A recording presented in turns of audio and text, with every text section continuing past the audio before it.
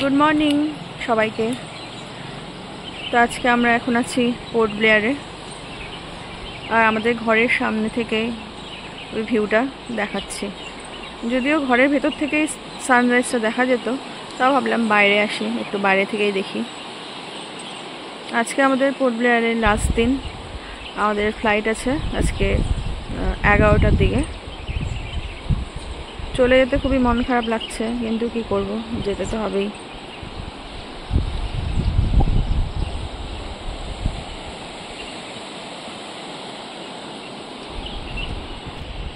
ওই যে আমাদের রুম, আমার মেয়ে দাঁড়িয়ে আছে, আর দেখো কাচের মধ্যে বাইরের সূর্যের আলোটা এমনভাবে পড়ছে, কি অসাধারণ লাগছে দেখতে।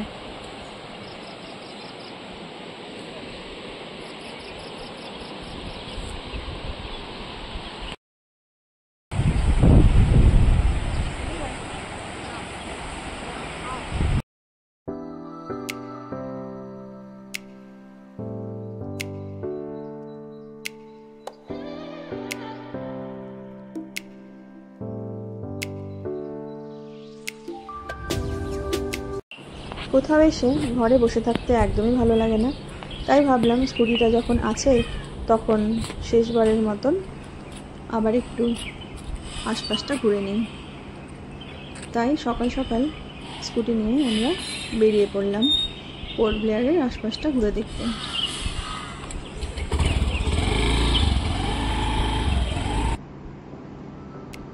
আমরা যেখানে ছিলাম বা যে রিসর্টে ছিলাম ওখান থেকে করভিয়ান কোভ বিচটা খুবই কাছে হয়, তাই ভাবছি সকাল সকাল করভিয়ান কোভ বিচ থেকে ঘুরে আসি, আর যদি দেখি চা পাওয়া যায় তাহলে একটু চাও খেয়ে নেব।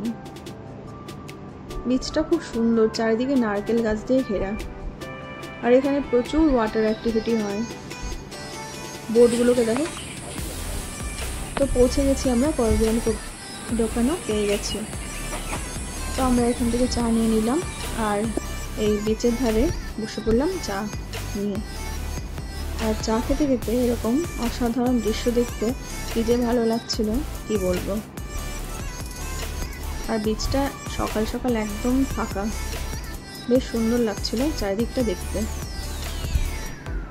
সাথে মনটাও খারাপ হচ্ছিল যে একটু পরে আমাদেরকে এখান থেকে চলে যেতে হবে।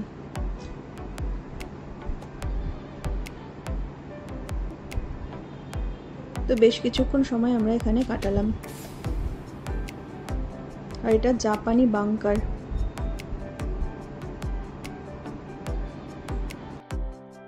এখন ওই সকাল 8টা মতন বাজে, আর আমরা এখন যাচ্ছি ব্রেকফাস্ট করতে। ব্রেকফাস্ট করে তারপরে আমরা রেডি হব হয়ে, আমাদের অটো ঠিক করা আছে, অটো আসবে আমাদেরকে নিতে 9টার সময়।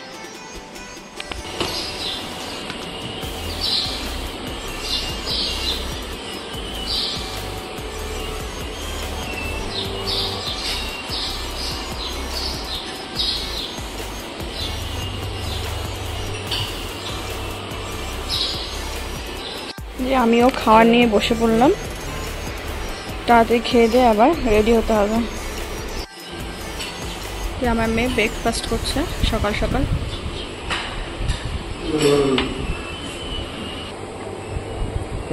মেমোরি ফুল নাকি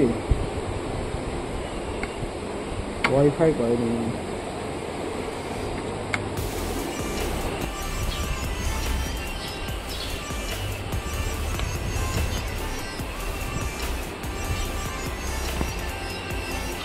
তো আমরা ব্রেকফাস্ট করে নিয়েছি, আর এখন আমরা এয়ারপোর্টের দিকে রওনা দিয়ে দেবো কিছুক্ষণের মধ্যেই। আমাদের অটো চলে এসেছে। জায়গাটা ছেড়ে যেতে সত্যি মনটা খুব খারাপ হচ্ছে, এত সুন্দর জায়গা। তো বাই বাই আন্দামান, আবার হয়তো কোনো সময় আসবো। আমাদের অটো এসে গেছিলো, আর আমরা অটো করে রওনা দিয়ে দিলাম এয়ারপোর্টের উদ্দেশ্যে। তো প্রায় পৌঁছে গেছি, আর তারপরে আমরা ওখানে লাগেজগুলোকে আবার এয়ারপোর্টের ভেতরে নিয়ে যাওয়ার জন্য ব্যাটারি গাড়িগুলো হয়, সেগুলোতে করে ঢুকলাম এয়ারপোর্টের ভেতরে।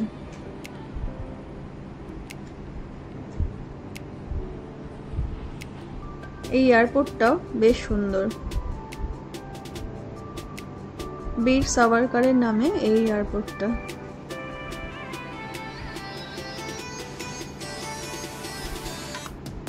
তো মনেই হচ্ছে না যে আমরা কিছুক্ষণ পরে এখান থেকে চলে যাব। বেশ সুন্দর একটা সময় কাটলো আমাদের আন্দামানে, আর আমাদের আন্দামান ট্রিপটাও খুবই সুন্দর হয়েছিল। আজকে আমরা যেই ফ্লাইটে করে যাব সেটা হচ্ছে আকাশা এয়ার। প্লেনটা বেশ সুন্দর ছিল আর ওদের পরিষেবা বেশ ভালো।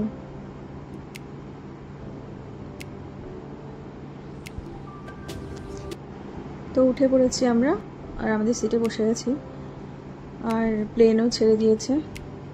তো শেষবারের মতন আন্দামানকে বাই বাই। আবার কবে আসবো জানি না, কিন্তু আসার ইচ্ছে তো অবশ্যই থাকলো। আর সব থেকে বেশি ভালো ট্যুরটা হয়েছে কারণ আমরা এটা সম্পূর্ণ নিজেরা প্ল্যান করেছি। হোটেল বুকিং থেকে শুরু করে যত ফেরি আছে সব কিছু নিজেরাই বুকিং করে এসেছিলাম, কোনো ট্যুর এজেন্সির মাধ্যমে আমরা আসিনি। সেই জন্য সব থেকে বেস্ট হোটেল বা ভালো যেটা আমাদের পছন্দ থাকার জন্য সেটাতেই আমরা উঠেছিলাম। তো বেশ ভালো কাটলো আন্দামানের দিনগুলো।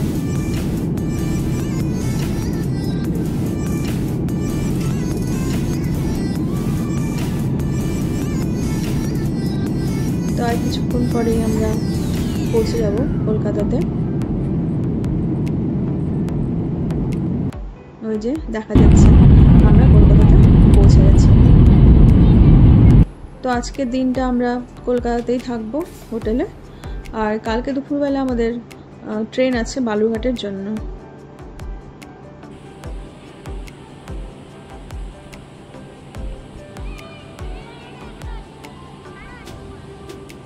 তো এখান থেকে লাগেজ নিয়ে আমরা ট্যাক্সিতে করে আমাদের হোটেলে চলে যাই।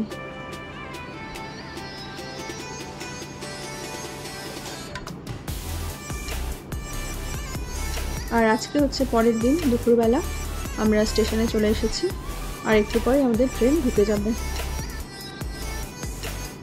এতদিন বাড়ির বাইরে ছিলাম, তাই বাড়িতে যাওয়ার একটা আলাদা এক্সাইটমেন্ট হচ্ছিল।